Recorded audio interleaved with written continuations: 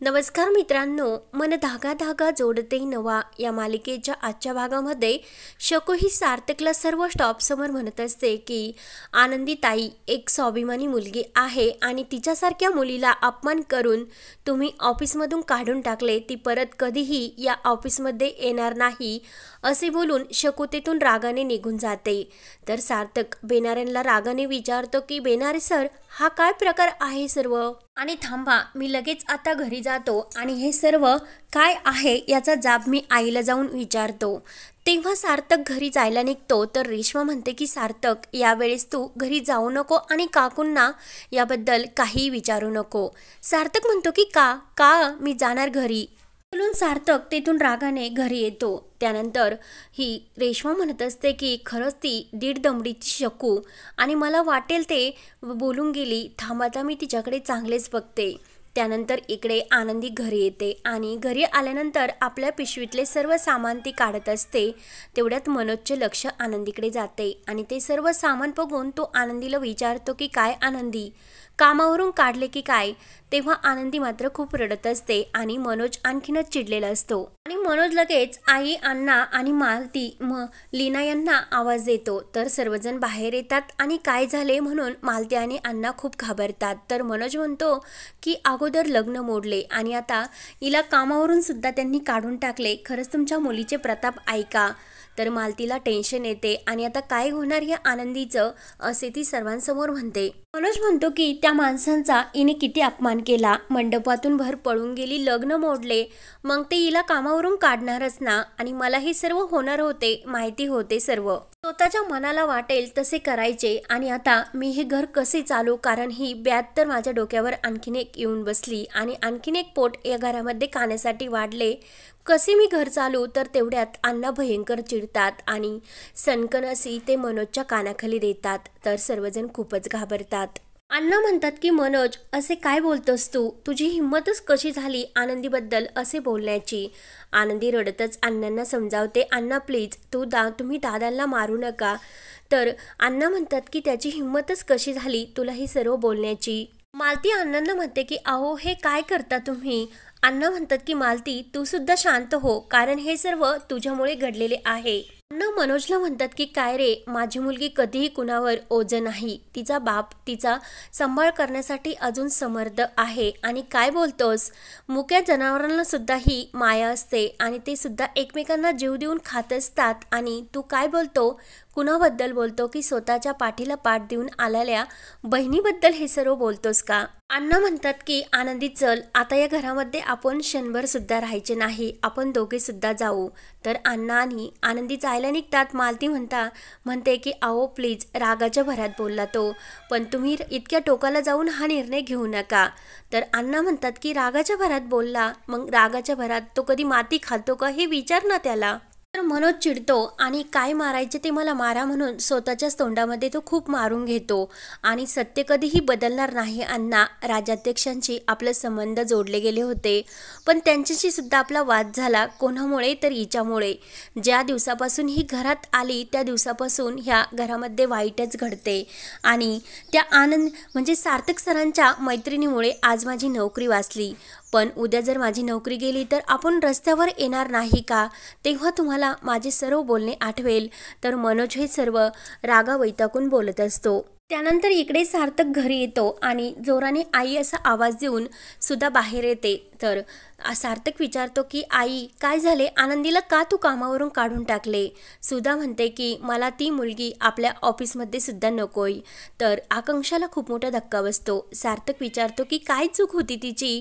सुधा म्हणते की तिने घटस्फोटी असून सुद्धा तुझ्यावर प्रेम केले, ही खूप मोठी चूक आहे आणि ती आमच्यापासून तुला दूर करण्याचा सुद्धा प्रयत्न करते। तर सार्थक म्हणतो की आई तू हे बोलतेस तुझ्या तोंडातून, आणि ती डिहोसी जरी असली तर तिला जगून द्यायचे नाही का आपण।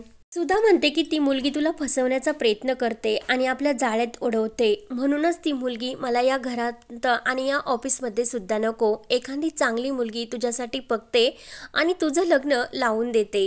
सार्थक म्हणतो की अगं आई, तिच्यावर काय परिस्थिती आहे आणि तू आता तर तिला कामावरून सुद्धा काढले, तिची काय चूक होती ह्या सर्वामध्ये. तर लगेच आकांक्षा म्हणते की अगं आई, दादा काय म्हणतो हे तरी तू समजून घे.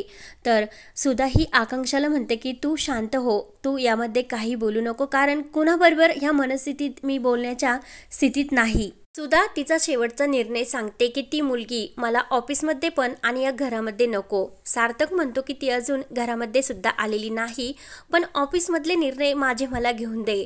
सुधा म्हणत असते की हे विसरू नको सार्थक, की कंपनीचे 70% हे माझ्या नावावर आहे. वृंदा हे ऐकून खुश होते आणि मनात म्हणते की आता मायलेकामध्ये चांगलं तुंडम भांडण झुपले. सार्थक म्हणतो की अगं आई, 100% अधिकार तुला घे, पण त्या मुलीचा विचार कर.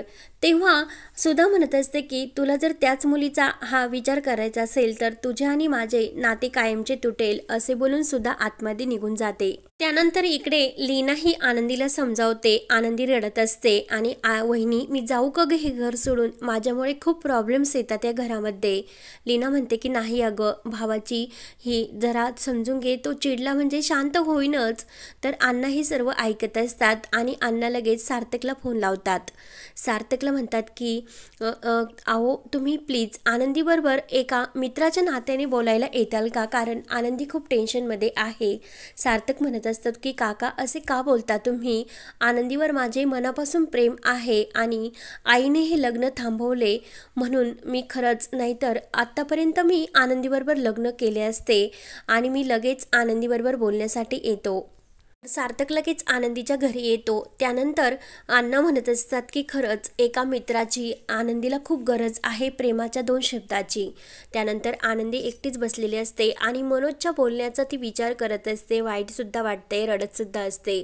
तेवढ्यात सार्थक हा दरवाजामध्ये येतो. आनंदी दरवाजा उघडते आणि सार्थकला बघून म्हणते की मला तुमच्याबरोबर एकही शब्द बोलायचा नाही, तुम्ही इथे का आलात, तुम्ही जा इथून, म्हणून आनंदी पुन्हा दरवाजा लावून घेते. सार्थक म्हणतो की जोपर्यंत तुम्ही माझ्याबरोबर बोलत नाही तोपर्यंत मी कुठेही जाणार नाही.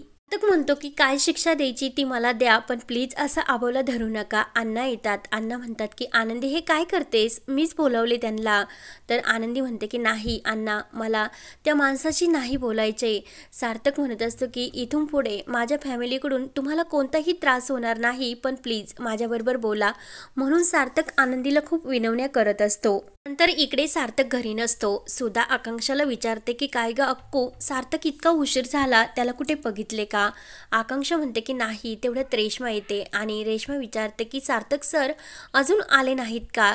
तर सुधा म्हणते की नाही. तेवढ्यात हा आदर्श बाहेर येतो आणि काकू त्या मुलीची काही एक चूक नाही, तू प्लीज तिच्या आणि सार्थकचे लग्न एकमेकांबरोबर लावून दे, कारण तिने याच्यामध्ये काहीच चूक केली नव्हती, कारण सार्थकचे तिच्यावर प्रेम होते. तर वृंदाही आदर्शवर ओरडते. त्यानंतर सुद्धा ही रागाने आतमध्ये निघून जाते. तर आदर्श हा रेश्माला म्हणत असतो की सार्थक आणि आनंदीचं एकमेकांवर खूप प्रेम आहे आणि आता सार्थक तिला भेटण्यासाठी माझ्या सांगण्यावरूनच गेलेला आहे. तेव्हा मात्र रेश्माचा खूप जळफळाट होतो. तर रेश्मा लगेच आतमध्ये येते.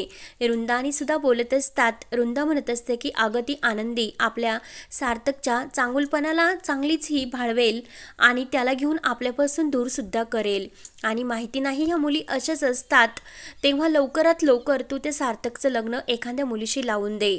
तर लगेच सुधा म्हणत असते की हो नक्की, आणि लगेच ती रेश्माला म्हणते की रेश्मा तू सार्थक बरोबर लग्न करशील का. तर रेश्माच्या अगदी मनासारखं होतं आणि लगेच तयार होते. हा भाग येथे संपतो. पुढील भागामध्ये अंशुमन हा एक नराधम राक्षस असतो. आनंदीला कधीही लांब ठेवायला तयार नसतो, म्हणून तो आनंदीच्या घराला सुद्धा रॉकेल टाकून आग लावून देतो.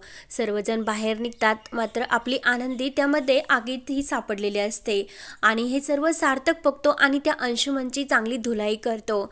आणि आता सार्थक प्रेमाने आपल्या आनंदीला वाचवणार आणि आता आनंदीच्या भांगामध्ये कुंकू भरून तिला राज्याध्यक्षाची सून कशी बनवणार ते पण त्या वृंदा आणि सुधाच्या नाकावर टिचून. तेव्हा आता पुढे काय काय होत राहणार हे पाहण्यासाठी चॅनलला नक्की सबस्क्राईब करत रहा. धन्यवाद.